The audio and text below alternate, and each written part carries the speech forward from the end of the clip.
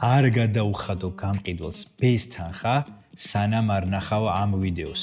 მე ვარ ლევან ლაბარტყავა, უძრავი ქონების ლიცენზირებული ექსპერტი. ბეს თანხა, ანუ ნაწილობრივი გადახდა, გავალდებულებს შეიძინო უძრავი ქონება შეთანხმებულ პერიოდში. გამყიდველს კი თავის მხრივ ავალდებულებს შეაჩეროს გაყიდვის პროცესი და დაგელოდოს სრული თანხის მობილიზებამდე. აღნიშნული ქმედება აუცილებელია, რომ გამყარებული იყოს კონტრაქტით, სადაც დაფიქსირებული იქნება ვადა, თანხა, სანქცია და სხვა პირობები. ხელშეკრულების დადებამდე და ბეს თანხის გადახდამდე გამყიდველს მოთხოვე ამონაწერის განახლება და აუცილებლად ბეს თანხა საბანკო ანგარიშზე ჩაურიცხე. თუ დარწმუნებული ხარ ამ ქონების ყიდვაში, გამყიდველს ნუ შეევაჭრები ბეს თანხის ოდენობაზე.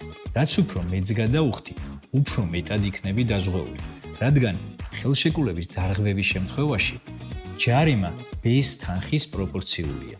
სხვა უფრო საინტერესო ვიდეოებისთვის კი გამოიწერე რეალტურის გვერდი.